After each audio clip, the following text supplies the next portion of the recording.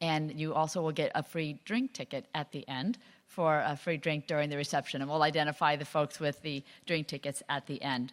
Also at the end, we'll be giving out raffle tickets to fill out and put into a fishbowl or something that at the end of the reception we'll be doing a drawing, and the winner of that drawing will have a $250 donation made to the USO in their name. So that's pretty special. So make sure, and we'll bring that up at the end of this panel and identify the folks in the back who have those raffle tickets for you to get. So with that, with those administrative things covered, I'd like to thank our sponsors, Walker & Associates and Sienna, represented today by Jane Brightwell and Joe DeFranco from Walker & Associates, and from Chris Ransbottom and Steve Zotti from Sienna. Walker & Associates and Sienna are the joint sponsors of all of AFCEA's Women in AFCEA Women in Cyber panels and receptions that are held at the major AFCEA events. And we couldn't do what we do without Walker & Associates and Sienna, so we thank them very much for the support that they give to this really important panel session and receptions. And with that, I'd like to introduce Jane Brightwell, the Vice President of Federal, International, and RBOC Sales at Walker & Associates. Jane is responsible for the development of federal, international, RBOC, and women business enterprises and diversity markets for Walker & Associates. She's been with Walker & Associates for more than 20 years, has served as AFCEA's Regional Vice President for the Carolinas, and a board member of the AFCEA's North Carolina chapter. She is active in her community, participating in Women in Defense in the Palmetto area. And Jane, if you'll come to the stage and you get to introduce our moderator, please join me in a warm AFCEA welcome for Jane Brightwell.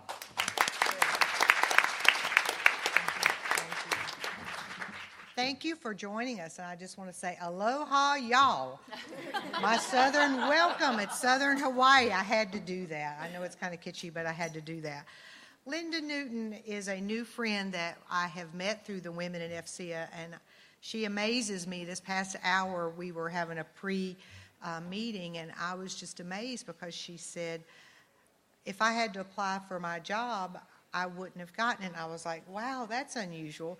And she went on to talk about how over time she had trained herself, grown into the role, and it brought different disciplines in to make herself a better person. So I think as individuals, that's what we need to take away from our leadership sessions that we're having is what do I, as a person, need to do to grow and be better? You served, let's see if I get it correct, former U.S. Pacific Fleet CIO. I think that is amazing. That is a fabulous role for how many years? 12 years. She made herself into that type of role. And I challenge each of y'all out there, again the y'all, to figure out where you are today and where do you want to go. You have these panelists that are mentors. You have folks like myself with your chapters. Tina's a great mentor. There's folks everywhere in your life that you can reach out to help you grow, whether you're male, female, whatever, to new heights of your profession in cyber, in IT, anything that you aspire to do, you can do that. And that's what Walker wants to promote with these panels. Do what you aspire to. Let everybody help you get there. Don't say, oh, I can't do that. Set your sights high. So I know I was supposed to do a big introduction, but you don't like that. And she just won an award. Did you not? I did. And the award was? For meritorious service at the national level. So what I want to just say 2 seconds about that, get involved with AFCEA. It's the best thing you can do for your career, and I can guarantee that. So with that, I'm going to turn it over to Linda and the panel. Thank you all. All right. Aloha. Y'all. So first I want to thank the panelists for their participation today.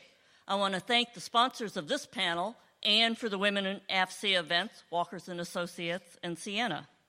And I'd like to thank AFCEA International for their continued support of Women in AFCEA events. And I want to thank you all for participating today and for your support of AFCEA.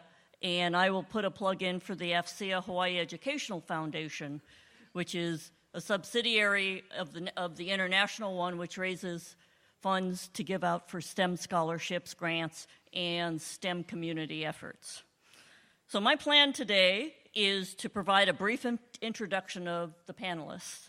I've also asked them, instead of saying anything about their organizations, just to give you some type of detail that you might not know about them, just to make it a little bit interesting than the normal boring introduction that we all tend to get when we're in a panel. If you want to read a lot about what there's there, it's on the webpage for what their bio is. So, Vice Admiral Nancy Norton, she currently serves as the Director of the Defense Information Systems Agency, most of you know that as DISA, and the Commander, Joint Force Headquarters, Department of Defense Information Network, or DODIN. In her role as DISA Director, she leads a global organization of military, civilian, and contract personnel who plan, develop, deliver, and operate joint interoperable command and control capabilities and a global enterprise infrastructure for everybody in DoD, rather than read the 5 sentences they have there. As the Joint Force Commander, she is charged with the direction and synchronization of defensive cyberspace activities, providing unity of command and a unity of effort across DoD. So if I summarize that, she runs everything in the DoD enterprise to make sure IT and cyber works. She also sits down with the operational command leadership at a joint level and at a service level to make sure that any support that's needed for kinetic and non-kinetic operation happens. So, just a side job there, right? So, as a flag officer, she also served as the J6 at PACOM, and she was on the OpNav staff. And she was also the device director of DISA. I thought it was also interesting that she was a recipient of a Navy League Award. She had a Young AFCEA Award, so for those of you that are younger in the room, a Copernicus Award, which is also an AFCEA award, and an award from the National Security Agency. So please welcome Vice Admiral Norton.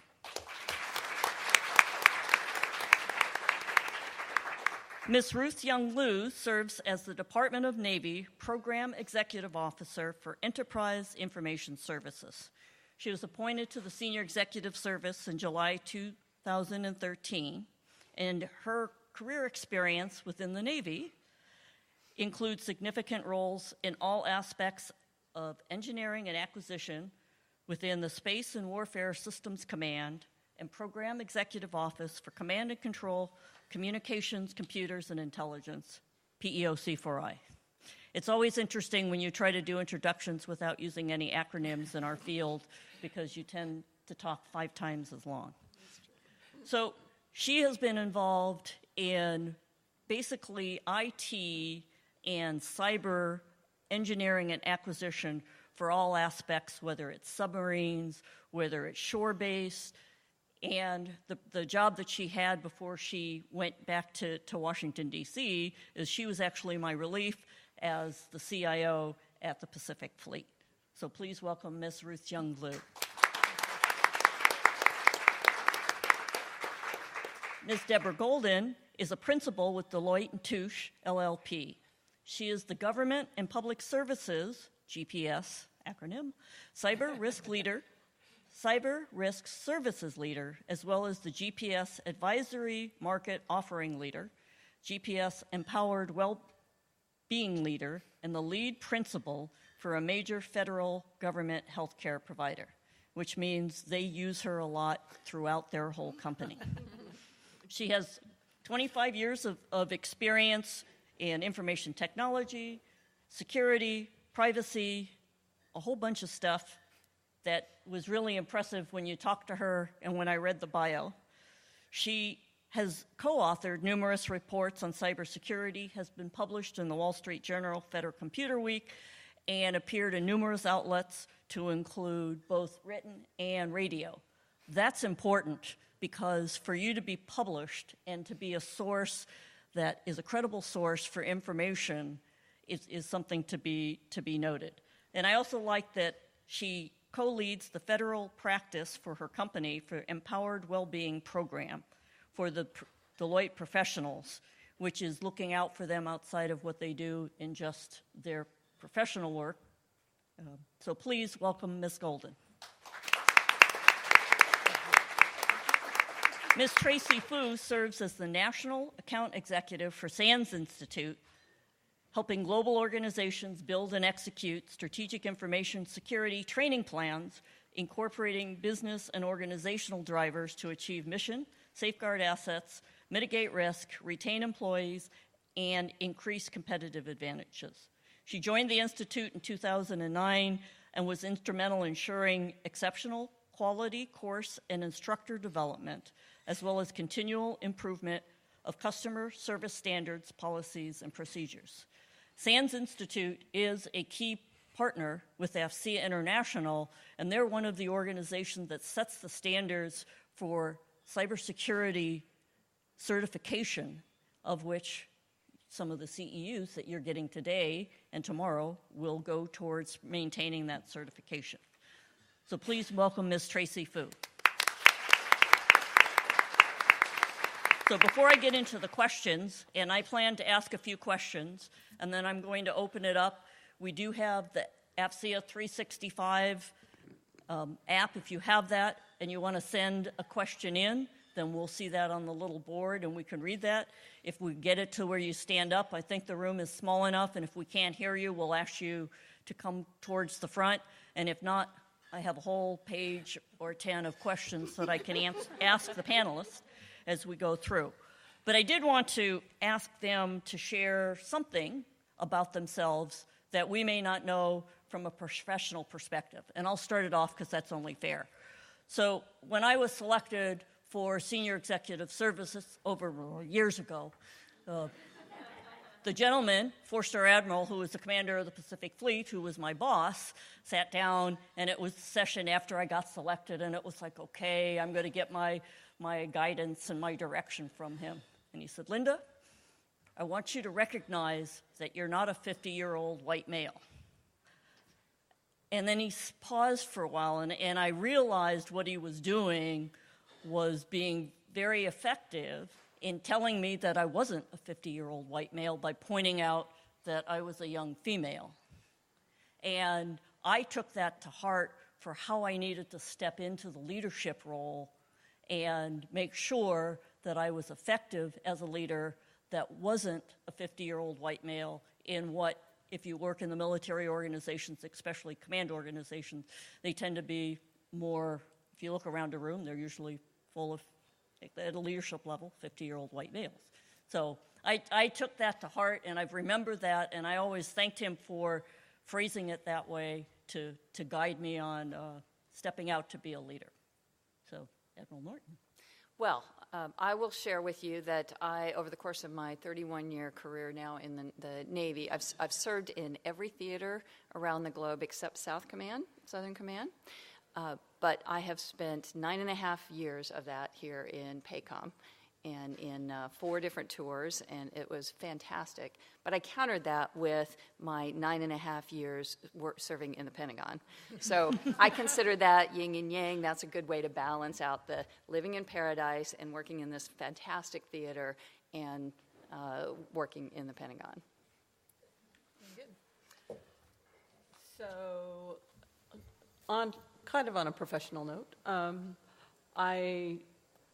it actually led me to my current career. I dropped out of college to go work up in Alaska in Dutch Harbor. Anybody familiar with Deadliest Catch?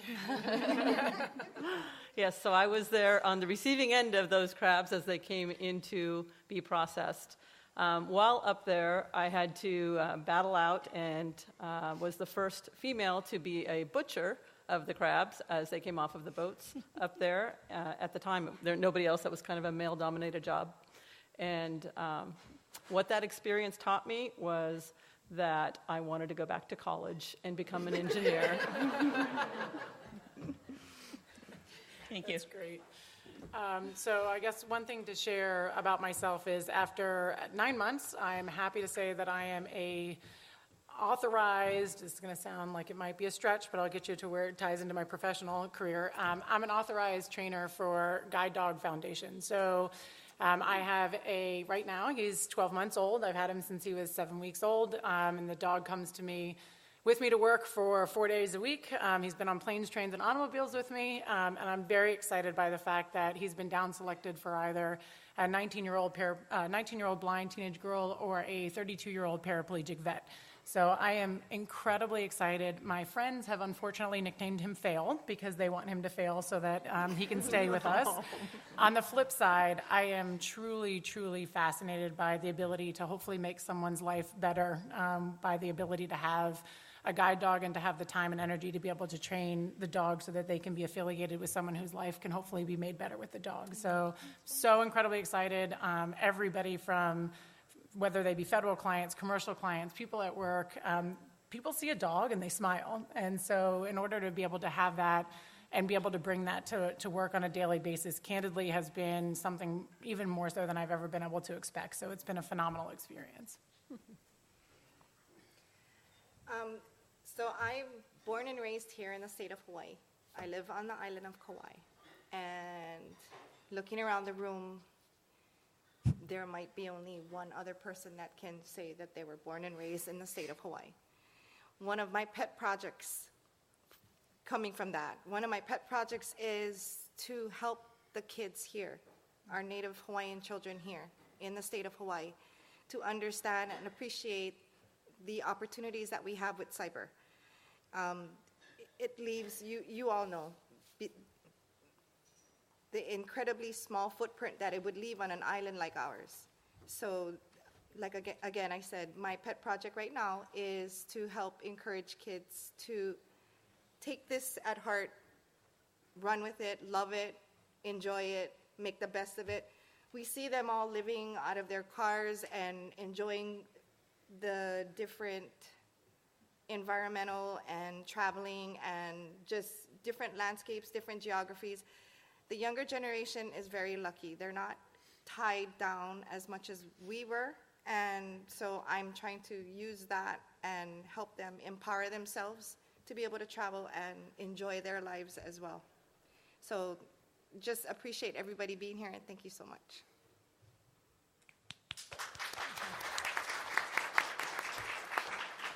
Okay, now the fun begins. What is the most important action that service providers, some of you are those, and users, some of you are those, we're all users, can do to achieve cybersecurity? So I'll open it up, and I don't care how you guys want to do an order, we'll just start. I'll kick off. Go. So from a service provider perspective, being a provider of IT and of business systems, from building security in from the start is probably the most valuable thing that we can do when we provide our applications and our networks. Making sure that we've got everything built in, bringing our cybersecurity experts in right at the very start as we're building architectures, as we're building designs. To me, that's probably the most critical thing, so it's not an afterthought, and that we've got everything implemented as we deliver it. And that includes driving to data level security as we move forward, and then eventually getting to, we're not there yet, but zero trust, and truly leveraging automation and the automation that's available out there. Yeah, the only thing I would add, I agree completely from the start, I think is also to have a risk portfolio around what's critical to the mission. I think sometimes, particularly cyber is truly everywhere, and sometimes it becomes a behemoth in terms of where I'm supposed to focus. Where should I put my time? Where should I put my funding? Where should I put my energy? And really applying a risk layer to that to be able to prioritize and look at the fundamentals of the mission to figure out what is truly priority number 1, 2, 3, so that you're pointing yourself to the needle in the haystack versus being overwhelmed by the haystack. So I think sometimes that's very critical to be able to put that lens on top of it as well. Yeah, as a service provider, I think that we have to automate as much as we can into the cybersecurity. If we rely on our users to comply in everything that we need them to do, we will fail. Our users are the weak link. And we can build a network to be much stronger than even the average user, much less the careless users that we have oftentimes. And so, so that combination of service provider relationship with users is really critical. But what we really need from the users is to recognize that they are on the front lines in the cyber domain. And oftentimes they don't think of that way. They don't think of what they're doing as having any real impact on our mission. And yet they are oftentimes the weakest link that is letting in, the wild hordes from the wild internet. And so we have to, as service providers, think like the most careless, least cautious user, and figure out how do we prevent them from having to do something in order for our networks, our cybersecurity to be successful. That's not always easy, but we absolutely have to. But we have to continue as well increasing the awareness of our users and really getting them to think differently about the networks and thinking about cyber as a warfighting platform. And then to build on that, it's adopt or help your service providers adopt a cybersecurity-friendly culture. Employees or users or anybody on the end of it won't do it if it's not culturally supported. So building this would encourage finance people to approve it and operations to budget for it, get marketing and communications involved in it, build in incentives so that people want to agree and follow the program that we all have. Thank you. How do you talk to the non-cyber leaders in your organization about the importance of cyber and IT and cybersecurity? Well, I'll start. So first of all, I think that we have to be translators. We who are geeks and geek speak have to be able and confident in talking like that to other geeks. But if we think that we're going to walk in, talk to somebody in a completely different career field, the same way that we talk to other people in our career field, we're just wrong. We're going to lose them off the bat. And so, so we have to have that recognition that we have to be the translators. We have to talk in terms of what matters to the individuals that we're talking to. So if you're in the military, that means what does this mean for our warfighting capability? How will something that we're doing or not doing impact our ability to conduct our mission and be successful in our mission? How will what we're doing make us more efficient and cost less for us to invest in this so that we can invest in more other types of warfighting capability and lethality? If we're not doing that, then we're just going to completely miss out on any prioritization, and we'll get the minimum that people are willing to give us. If you're in industry or in commercial world, you have to think whatever that particular industry is thinking about. So if it's a for-profit organization, you're going to have to translate it into how is this profitable for our business? And in some cases, that isn't directly dollars or directly lethality. It's what is going to lose the confidence in our ability to perform our mission.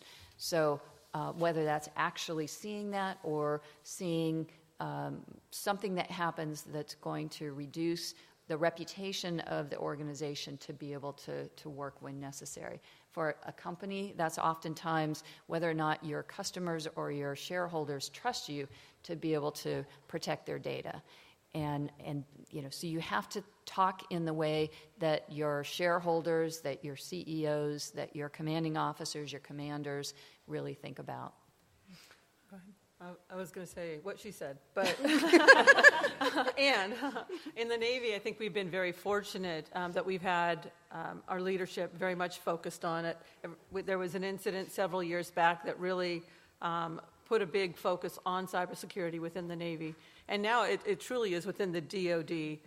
There is a DoD cyber strategy that was just released that comes out with various points of securing the network. I mean, it's a complete strategy on what DoD is going to focus on, down to including modernization of our networks.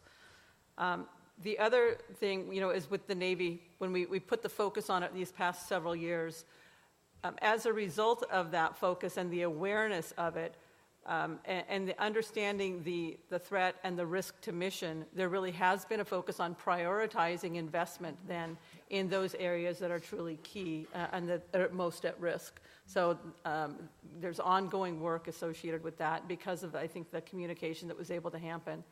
And the other thing that was very helpful when the incident happened was really going out and providing leadership, providing, and very broadly, the threat assessments and exposing folks to what has happened and what could happen. And there's so much daily in the news that I think is pretty easy to characterize. We just heard it at lunch today with Admiral Davidson talking about some of our cyber threat activities, shall we call it. I got to make sure I get the words right there. But exposing leadership to things like that, I think, is very helpful in helping them understand why we may need to invest in cyber defense. And I would, again, add to the commentary is also to put it in outcome-based. I think it's, again, very easy to become overwhelmed with the amount of cyber activity, threat intelligence, threat actors, adversaries, acronym. And so when you're talking to leadership, and again, regardless of what industry that is, but to be outcome-based, because the breach is going to happen, the incident is going to happen, it's probably going to occur numerous times. And so part of it is how do you help that organization, your own organization, agency, et cetera, be resilient in that case and to really showcase the outcomes that you're going to be able to resolve. At least when I'm talking with a lot of the leadership team, they might not necessarily care about all the widgets and the geek speak. They want to have comfort that we can have the geek speak, and we can do that with the people who need to be on the front lines, protecting the mission and ensuring that we're going to be resilient to bounce back from an incident when it occurs. And so I think if we can take the commentary and the insights that have been provided and really angle that from an outcome-based, I think it helps also digest the spaghetti that has become cyber, because it really is everywhere. And when you think about it, I think it becomes overwhelming to a lot of people because they don't know where to begin. And so I think if you can look at it from an outcome based, it helps it be a little bit easier to digest where to prioritize and how to focus your own investments and activities. And then to add to that is position yourself as a translator, basically being able to speak both worlds. It helps prevent the glazed over look that you get after 2 minutes of conversation and they're looking at you like, it's not happening. And the other side of it is, at the end of the day, dollars do speak a lot louder sometimes than words do. And just the fact that a DOS can be prevented by purchasing something that is this small versus paying something that is this big. So we have all different things that we're working with, but bottom line is translating it, collaborating. If you get different players in the game together, whether they complement each other, whether they're banging heads with each other, either way, somehow, an opportunity that can help grow it and make it better can come out of that. So if you learn how to be a translator and a collaborator in all of this geek speak and all of this managerial C-suites and who speak the terminology, who don't speak it, we can get through the spaghetti and we can actually have a nice dinner with it all. Okay. If you're government, what does business do well? If you're business, what does government do well? And how can you adapt it to your organization? So everybody's looking at you like, So I'm business. So what government does well, what I can say that they do well is they have you know what to expect from the government. You know what to expect rigidly throughout all their paperwork and all their RFPs and everything else. She said, what do we do well? Yes, but you know what to expect. It's written there. Oh, okay. And yes, this is what it has to be, and this is the contract, and this is what we're looking for. Bam. For me, in industry that also serves government, and on behalf of that, I think the government does well. They serve their mission. Mm-hmm. And candidly, it's something I'm the most proud of, being able to serve our government-related agencies. Again, I've served financial services, life sciences, healthcare, government, and at the end of the day, you know the mission that the government agency is there to protect and or serve. And for me, it's something that's been so incredibly proud.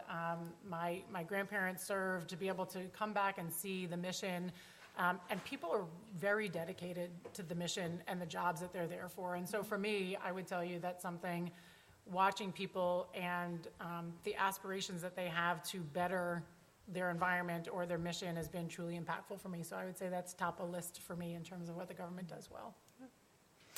So, sitting on the government side, I would say one of the things that industry does really well is bringing innovation to the table. And that's something that we struggle with a bit within the government. I mean, there are definitely some I won't just say pockets of goodness, but there's definitely goodness.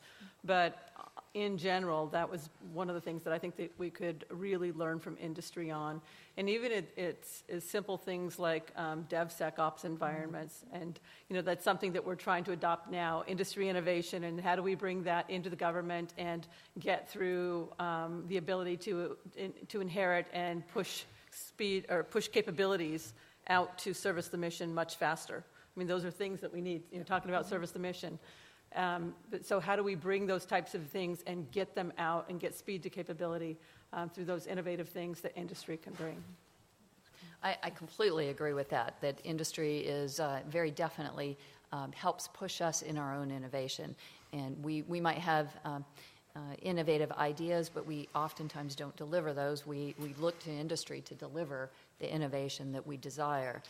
Oftentimes we're slow to even come up with the ideas of what innovative looks like, and until you show it to us, we don't recognize where we want to go. So being able to see what industry is doing is really incredibly helpful. The other thing that you do really well is research and development on your own. And that is tremendous for us. We do that. We do some of it, but we do it for different purposes, for very targeted kinds of things. And so again, we don't necessarily think about what that end state might be. You're coming at it from a different perspective, either for a larger market or completely for commercial purposes. But it allows us to see something really different and figure out how do we adopt that or adapt it to our mission set. And so I think that's really helpful. And we need to learn from that, and we need to leverage that whenever we can at all. But let me add to that what I think industry doesn't do well is Ms. Youngs-Liu mentioned we need you to build cybersecurity into your products. And I don't think industry does that well at all. For most of the products that we get, if we don't specify that cybersecurity has to be part of what you deliver, you don't deliver that. You don't build it in. You build in safety into our weapon systems and our platforms, but you don't build in cybersecurity into a lot of our either backbone IT infrastructure, our cyber applications, and certainly not in our Internet of Things. And so it really worries me that industry doesn't have that fundamental mindset that we need to build cybersecurity in from the beginning, because there's a rush to market for profit for that innovative, creative delivery of new technology. And very quickly, people, whether that's in military or across in the commercial world, are saying, oh, I love this. I love this new app. I love this new capability. And then we find out how vulnerable it is, or how detrimental it might be to our forces that are using it. That whether that's something as simple as an application that has a tracker on it, or just basic capability that's built into social media. All of those things end up being real problems for us, and then we have to figure out how to take it away from our users, find an alternative that is more secure, and then teach our users how to adopt to that, and that's really hard. Or go back to industry and say, well, now that you've built it and you've populated it throughout the world, now we have to figure out how to secure it. And that's not helpful at all. So I really need industry to start thinking differently about building cybersecurity in from the beginning. Okay, so before I ask any more questions, I'm going to check in the back to see if any of you have sent some questions in. So we'll take some questions from the group here, and then depending upon how that goes, I've got the other 8 pages to go. All right, are the cyber standards set at the right level, or are they set at the level we hope to achieve? I'm not sure if that's a difference or not. In other words, are we tripping over the standards bar when we should be jumping over it? Good. That's the better question. So, are we tripping over the standards bar when we should be jumping over it? You want me to start? Go for it. Sure. So I just said a big part of that, which is we're not building cybersecurity into it. We're backfitting, retrofitting cybersecurity, which means, if anything, we're dragging our feet along the bar oftentimes. Just barely trying to figure out how can we make something work that will meet our standards. So let me interject, because I want to do a how in that question. So if we aren't, what do we need to do? Whether it's the government side trying to get that, or industry side giving it, and you have some industry people that could say, well, if you did this, this would help. So if you could address how in that, I think that's going to be helpful, especially get more technical in the discussion too. Yeah. So for those of you who are in the acquisition world, you absolutely know the cost schedule performance ratio, right? And you're always working about that.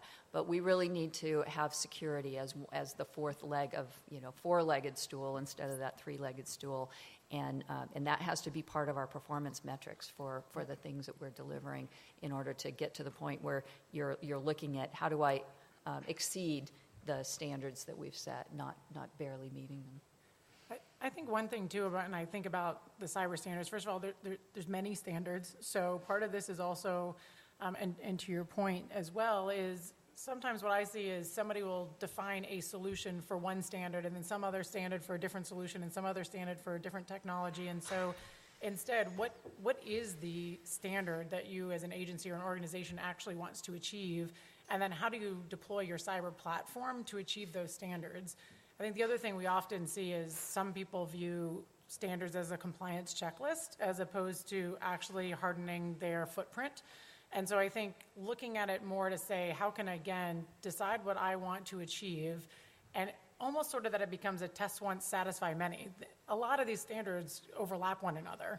And so instead of just saying, here's what I need to do for NIST standard, and here's what I need to do for HIPAA or PCI or whatever other standard you're going to look to achieve, say this one standard goes across these four others. And so if I deploy multi-factor authentication as an example, I'm going to be able to hit multiple standards. And again, I think sometimes people are so level set on, I have this one technology I'm going to deploy, or I have this one standard that I have to report on, and they lose focus of actually what the standards are trying to achieve, and instead are, like I said, looking at it as a check-the-box exercise.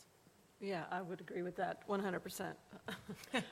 It feels like, and I'll just use our cloud journey as an example. It feels like we are up against everything we're trying to do is breaking glass. It's something new, and we're constantly, it takes a long time to get through all of the wickets because it's something new. And some of what we're trying to achieve, you talk about multi-factor authentication and the potential to go capless or CACless in the future. As we try to get there, it's proving that what we're doing meets the standards, maybe in not the exact to the letter, but with the intent of the standard. And so it is definitely, that's a really good question. That's definitely a challenge for us. I totally agree with everyone. Yes, we need to catch up. We need to catch up quickly. We have so many devices and so many different technologies constantly being introduced to us. Our kids have seen more technology thrown at them than we have had in a whole lifetime. Kids that are 10, 12 years old have had so much thrown at them. And it's, we sitting in the room look at the Facebook issue, what happened with that, and can say, we kind of knew that this was going to end up happening. You can't have so much data on the internet out there and somebody not start harvesting it for their own purposes. Our kids don't know that. Our kids have no idea what that. So in this sense, are we tripping over ourselves? Yes, we are. When should we start? When we should be jumping over it? Yeah, we should be jumping over it. So for me, it's let's educate from the bottom and going up. Let's make sure that everyone is aware. It's a hard thing. Like everyone says, it's difficult. It's absolutely difficult, and it's something that we are going to have to tackle. We just have to figure out how to do this. Okay. So, Terry, do we have another question? No. Is the government doing enough job in articulating the cyber threat? So I'd like the industry reps to answer this one first from their perspective, and then we'll let the government people speak. I mean, I struggle with what good enough actually means in that sentence. So I'm like rereading it 3 times over to figure out what good enough is. Candidly, I think it really depends on your vantage point. So, I mean, I can sit in a SCIF and listen to every single cyber threat as I do. I can sit in a non-SCIF environment and translate back into that. I think part of what I would change that question a little bit is there more that we can do in cross-government and public sector, private sector information sharing around the threat intelligence community? And oftentimes, when we're seeing the threats that are occurring, candidly, they're not just occurring for one agency. They're not just trying to hit one person. There's many things that we can learn from threat intelligence that can, and for a good part of it is shared across agencies, is shared at the highest levels. I do think, though, what we've learned from particularly private sector is when you look at some of the financial services organizations, global organizations, they have a lot of the same threat intelligence and or adversaries working against them as we do see in military organizations, as an example. And so I do think there can be an increase in information sharing broadly for both public and private sector. I think the other thing that's intriguing about that is I often joke as a consultant, we've got lots of business to do. As a human being, I should probably be in a bunker with, armed services and something around me, because the threat is incredibly real. And when we think about our mission, when we think about what we secure, when we think about satellites and missiles and armed vehicles, the threat is vastly, vastly real. And for me, it really is more about how do we do more in the sharing and reacting. Everybody's understaffed, everybody's underserved, everybody's working 10,000 hours doing research and development. So I think to comment you made earlier around using technology as much as we can to discern the information and then be able to get that information out as quickly as possible. I think there's a delay sometimes in some of that, and I think sometimes there's probably it's not a delay, but there's sometimes not as much interest in sharing beyond perhaps that inner circle that might be able to gain and get more intelligence back. Okay. To build on that, I have noticed in my field, it's breaking down the barriers of the sharing. Yeah. It's the corporates that are afraid of sharing and they don't want anybody to know their secrets. Mm-hmm. It's putting them together and to make sure that that if they're coming with you with hack A, that yes, hack A has been spread across 50 banks versus only your one bank, to get these banks all talking to each other. It's like pulling teeth. It really is. If you try to sit them together and have them share, a lot of times it's really difficult. The question is the government articulating the risk. I think they're articulating it as best as they can without sharing too much. But to exactly what she said, we need to have something that's more cohesive so that everybody shares and is free to share it instead of feeling reserved and they're afraid of what's going to be stolen. Yeah. You guys have any comments?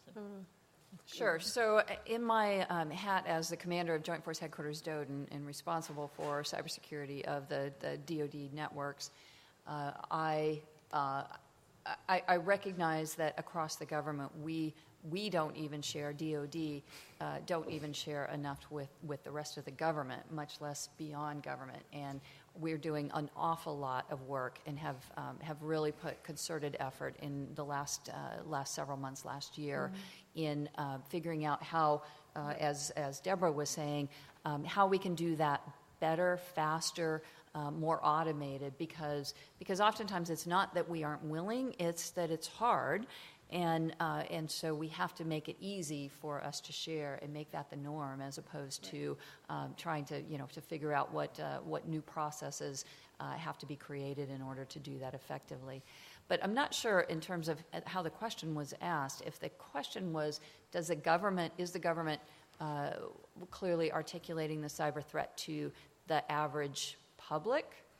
I don't think we're doing that well enough. I think that it's far too easy for the general public to continue to assume that there's not a big problem here. And despite the things that that happen to them, whether it's with Facebook or whether it's credit card data stolen or PII stolen, that everybody assumes it'll be fine, it'll never affect me. It will be a very small dollar amount that would affect my own bank account if it happens. And so therefore, they don't need to take it seriously and don't need to think about what they're doing in terms of how they're protecting their own data and protecting their own systems. And like I said, particularly with Internet of Things, as the devices proliferate and everybody has more and more of the kinds of devices that can be problematic, the general public needs to be aware of this and needs to be thinking and asking the questions, what happens if my devices that I'm relying on and giving all of my data to aren't secure? And what happens to that data? And how can bad people use it? And we as the government are not spending nearly enough time forcing them to acknowledge that and think about it. Yeah, and I would add to that also the change in demographic with the millennials, their desire to actually want to go against that, which is to share as much information as humanly possible in a candidly mostly unsecured manner. So, I mean, when you think about the demographics that are also changing, I think make that even harder to be able to articulate why you should be so concerned about these things when almost they're acting in the opposite way, which is the more we share, the freer we are, the more we can get access to other information. Why should we be concerned with these things? So I 100% agree with what you said, as well as the additive pressure of the change in demographic. That's right. So that's why I feel like we have to build these things in from the beginning, because those, particularly the young people, assume that It's safe. You wouldn't sell it if it wasn't okay. I couldn't buy it if it wasn't okay. We know that's not true. Yeah. So I'm going to come at it from a different perspective here. So from a acquisition and a provider, we get our threat information then from the cyber operator.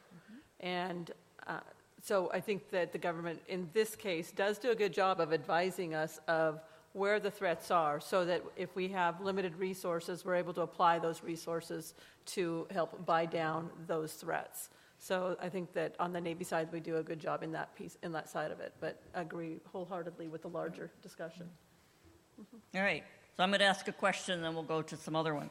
What are you doing to address insider threat, both active and inadvertent, meaning those people that open up the link that they aren't supposed to open up and don't realize it? So what are you doing to address insider threat, active and inadvertent?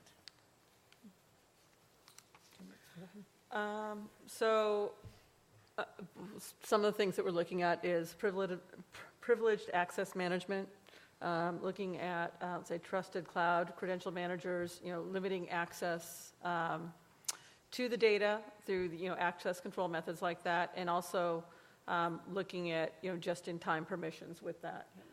Definitely, we're doing some piloting in some of that for some areas there, and also implementing. Also looking at increasing our logging and automation and search capabilities to help with that and to be able to better detect. And also within the Navy, we actually stood up a program office that's focused on delivering advanced capabilities in this area. So for us, I think we're looking at both internal, candidly, and external to the marketplace. How do you create, again, back to risk profiles? So there should be some sort of profiling to do around risk indicators, as we would call them, associated with potential insider threats. and being able to ebb and flow those, because the threat is not the same every day. And so if there's some other thing going on in the environment, whether that be internal or external, how do you ebb and flow those risk profiles so that you can actually narrow in and be more cognizant of what that potential threat may be? And whether that's the fact that you had a high percentage of turnover in one particular state. Well, some people may just say, well, that was a crummy office to go work in. Well, maybe not. Maybe all those people had the same manager, and maybe there was actually some turmoil associated with the manager, and maybe there should be a higher risk profile associated with that.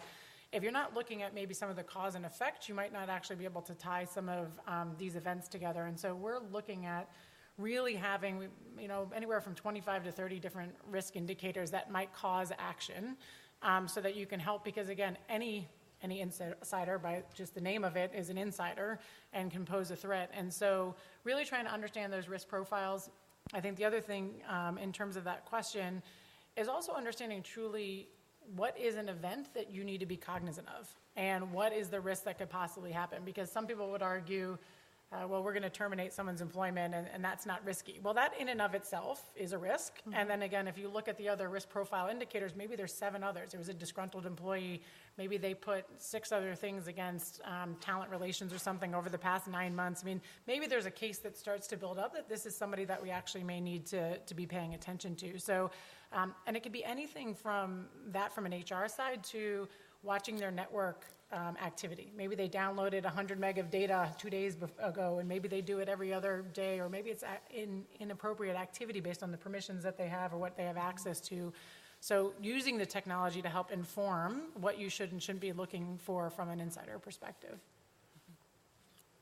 Same here. It would be the automation, limiting with the privileged access, and then we do a lot of internal phishing to make sure we test ourselves.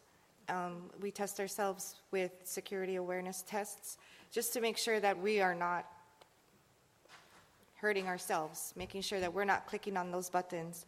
And then we do the risk profiles for each enterprise to make sure that when, like Deborah was mentioning, that you are moving with the trends, you are moving with the threats that you see your clients come up with or that they're facing.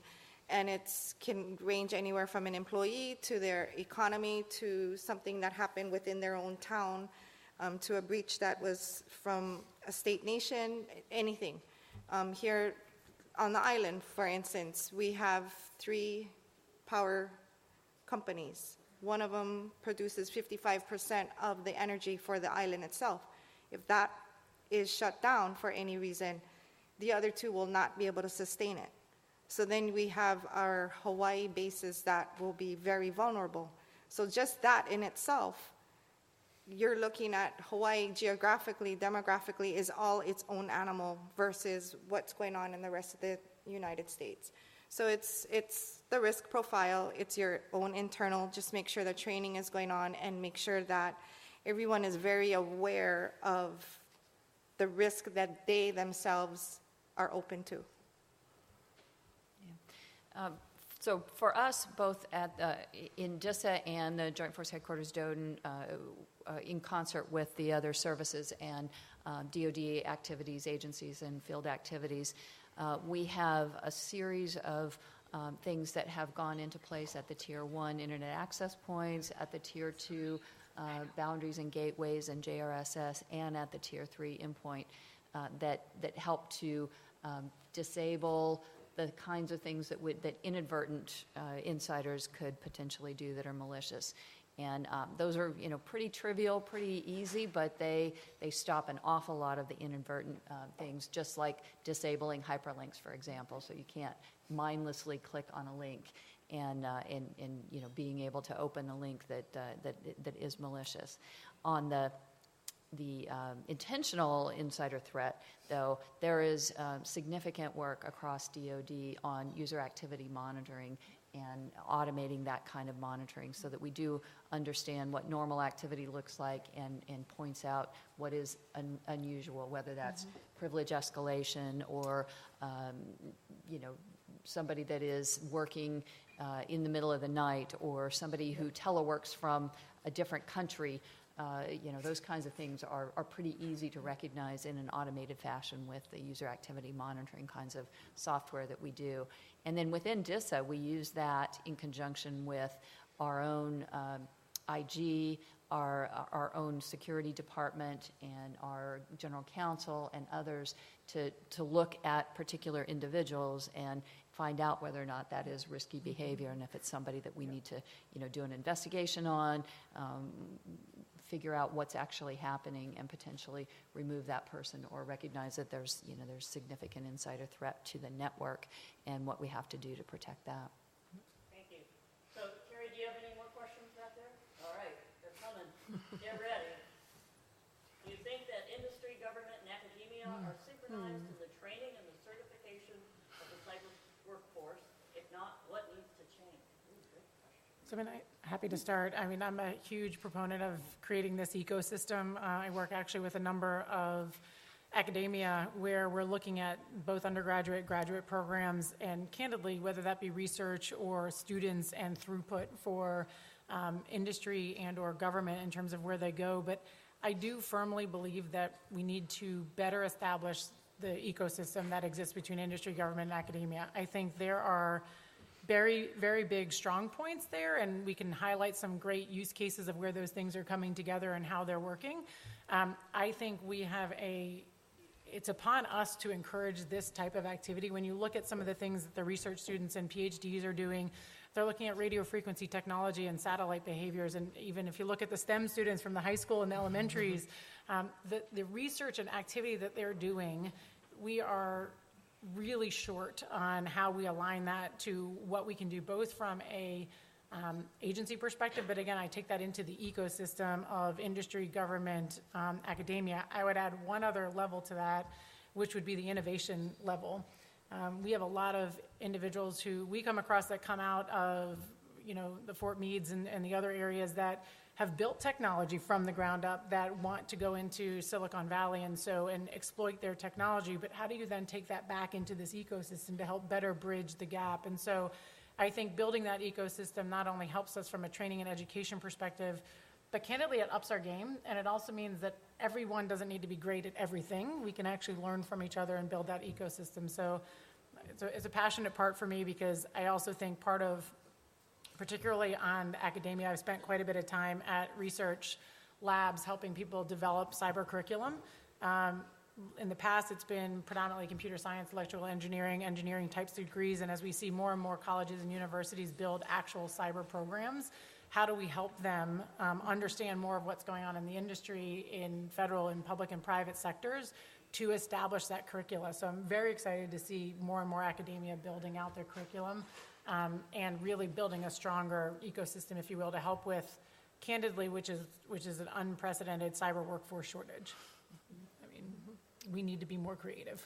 Yep, I would agree. When I was in San Diego, this was a couple of years back, so I'm a little outdated on this, but because of the shortfalls associated with the students coming out of the education of the universities there, industry and government, we got together and were approached the universities about actually creating those cyber programs. Somebody's phone? Okay. Creating the cybersecurity program to have folks, to get graduates, and then have positions that those graduates could come into between industry and the government. So it is actually, it's a critical shortfall, and it's something that we struggle with right now. Absolutely. I think that it's not so much the synchronization, it's just that we need more capacity. We just need more of it.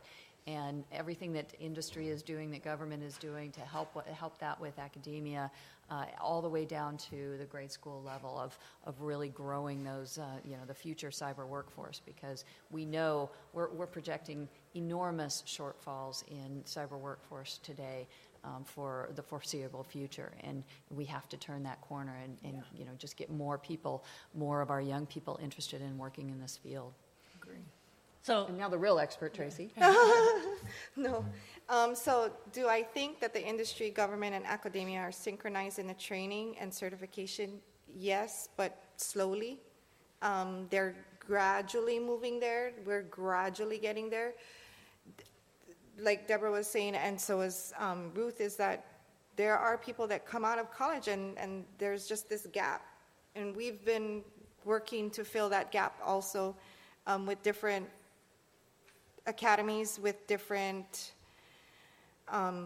master's programs, with different certificate programs, just to make sure that if there is the gap, that there are courses out there that can help plug in those gaps and train. We try to stay away from the product training. We try to stay agnostic. We want to make sure that it's not the tool or the toy that is helping. We want to make sure it's the individual with the knowledge to be able to replicate it and to be able to teach it to others. And so our mission is to do this globally, not just within the United States, not just our country, but we have so many different enterprises that have global offices. It's a must. It's absolutely a must. And so we are working very hard, both at the elementary school level, the middle school level, the high school level. We're sending out, sometimes even for free, different challenges that the kids can play with so that it sparks their interest. Some kids don't even know that they want to be interested in this. You give them a chance, and they love it. They absolutely get thrilled with it.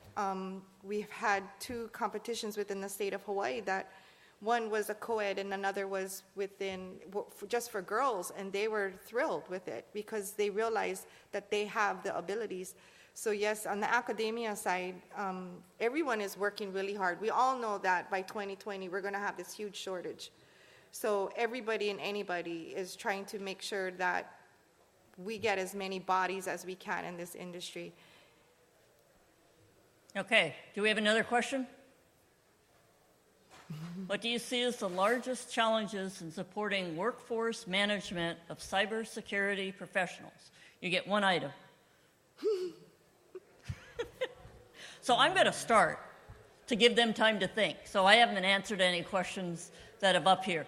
One of them today that came up in one of the conversations that I had with some industry folks was, how do you deal with the fact that either people, and I saw it from a government perspective, people left government, they got trained up, we paid to train them up and get them certified, and then they leave to go to industry because they could make more money than they were making in the government. So the challenge that I would put in there is, how do you build a system that supports both government, industry, and maybe academia so you can move back and forth a lot easier? Sometimes it's harder once somebody leaves government for them to come back in because they have to start over again and they don't necessarily recognize any other experience or education. So for me, for what I saw when I was working, that would be my largest challenge. I would add to that, since I'm allowed one, the different types of workforce that we need to have. So particularly in cyber, I don't think it's a one-size-fits-all. I think in the past we've had a traditional model of what cybersecurity professionals look like. I think we need different types for follow the sun support. I think we need different types from people working remote. I think we need different types for people coming into the office, people who candidly only want to do the geek work, some people who want to do the functional and the technical work. And so I actually think we have a challenge here in actually not looking at, we need the DBA professional or whatever the role may be, because I think there's both an overlap and there's a need to have also very focused SMEs. And so I think that's going to challenge us to have to think about not only how we hire people, I think we also need to think about how we retain and train those people, because they also want to be trained in very different, the geeky technologist wants to be trained in the geeky technology. And that's how they want to be gold and measured. And I think you're going to see a broader spectrum of what technology means, particularly when you look at IoT and as we go into other things that, again, cyber becomes fuzzy when you start to think about all these other capabilities. And so I think our largest challenge is being able to adapt an actual talent model that supports multiple types of models actually to be successful. Okay. Deborah, I appreciate that. So one of my top 3 goals for DISA is to build an agile workforce. And by that I mean people who can learn to change over time as the technology changes around them. And so we have to learn how to retrain people. Things that we used to do, it's sort of you don't see people who are buggy repairmen anymore because we don't drive buggies anymore. Now we don't have traditional auto mechanics because they have to be mechanics who work on computers in cars. Tomorrow it's going to be all about the code for the self-driving cars. So how do you, over a lifetime, retrain people to follow the technology in ways that make sense for them and adapt as time changes with a really agile workforce, and not to fear that change, but to embrace that change? Yeah, I agree. We're facing the exact same challenges, from the retention piece, which is a challenge for us, to the retraining piece, because as we move into truly digital transformation, we're going through a lot of rationalization of applications. We're going through a complete, pare down. I'll give you one example. We're doing an overhaul of our manpower, personnel, and training and education system within the Navy. And there's going to be, there's roughly about 225 systems and applications that over time will be pared down as we go and we do business process re-engineering and work through all of that. But that's a large workforce out there supporting all of those applications, the IT associated with it. And as we move through the future, where does that go as far as the retraining that might be required? I mean, that we're going to definitely need, with the transformed system, by the time we get to the end, we're going to need the workforce. But there might be a different skill set. So how do we take that, the existing people that we have, and get the retraining and figure out who needs to be retrained in which areas? And the collaboration within the teams that are doing different. They're working together, but they're working on different sides of the project.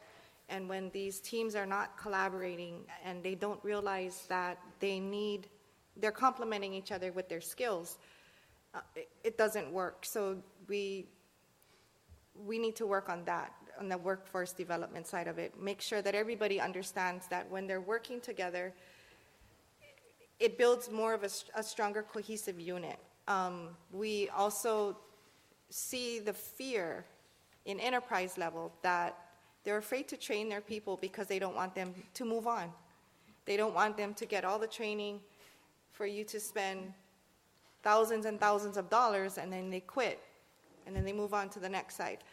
So one part of that is, if you're not going to train your person, do you want your untrained person still working for you?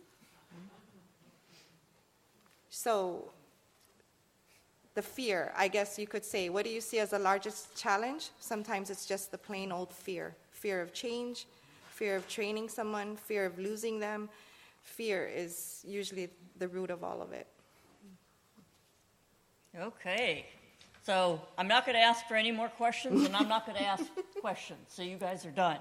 What I am going to do is, one of the things that I like to do, and I sat on a panel a number of years ago, and I really liked it, where the moderator said, ooh, here's the takeaways. So as you were nodding off, because it's the last one of the day, plus it helped me stay awake and deal with my jet lag.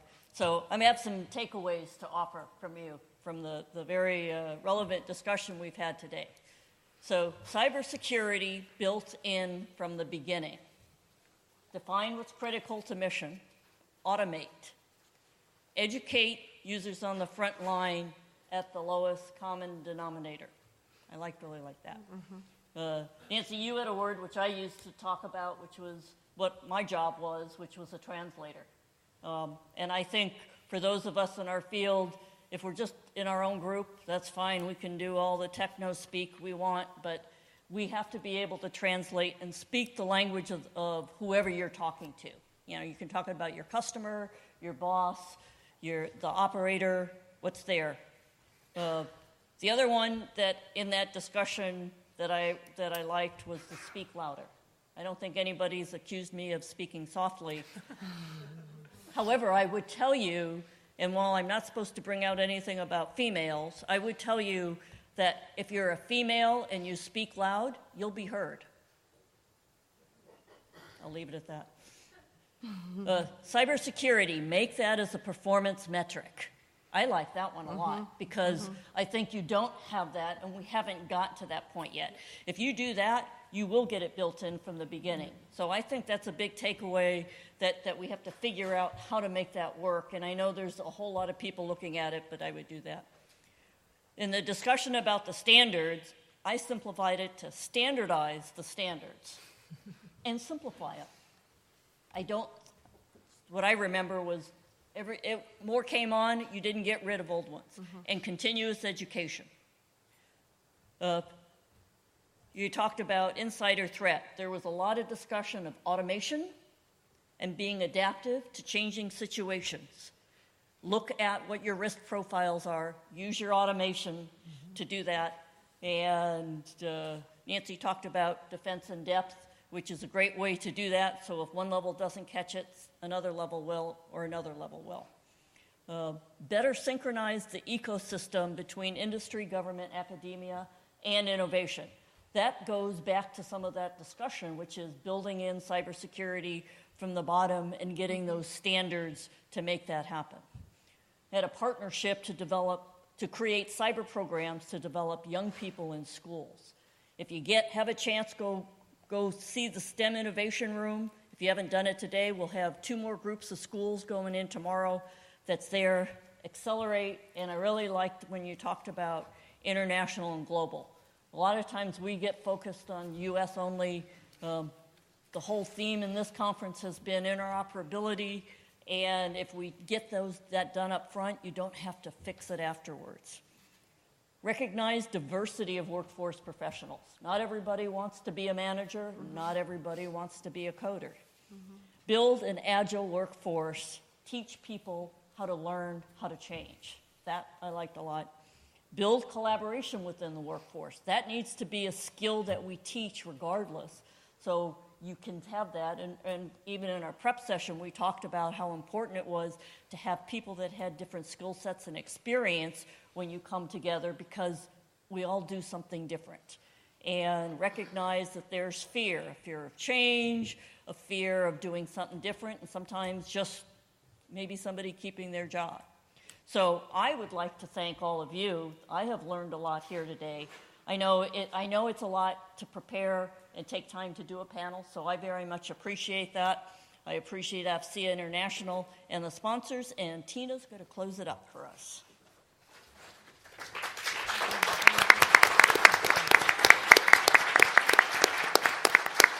Boy, that was super. We picked people to be on this panel for their subject matter expertise, and you never really know how the panel's going to gel together. And I thought that the dynamics and the way they played off each other was really, really super. So thank you for that. And Linda, that was a large part of your prep work that you did with this group of women as well. So thank you for that. Thank you to Linda for setting up this panel, to our panelists. Thank you to your audience for being here. Linda mentioned when she said, we don't want to specify about being female. The first time we did one of these panels, it really turned into a conversation about what it was like to be a woman in cyber. And that was a great conversation, and it was a great place to start. But these panels have really moved on, and the conversation has matured as to what it is, cyber questions. Happens to be females answering them, but the questions that we were looking for, and we asked Terry in the back, if you had a lot of questions, let's focus on the ones that are actually about cyber. So that we could just focus. That was the topics of the panel, was women in cyber, and as far as the CEUs that needed to focus on technical. But if you did submit a question in the back that talked about being a female in cyber or something along those lines, that's part of what this reception is for. So continue those conversations and feel free to ask that on the side. But that's why the questions weren't asked, because we had so many technically focused questions as well. So thank you for that. I mentioned the reception. I'll get to that in a moment. One thing I wanted to mention is as I thank the panelists and thank Linda, I want to let you know that Women in AFCEA is going to make a donation in your names as a thank you for this to an organization called Final Salute, which is an organization whose mission is to provide homeless women and veterans safe and suitable housing. So thank you for that. Thank you. Thank you. Thank you. So a few things of wrap up.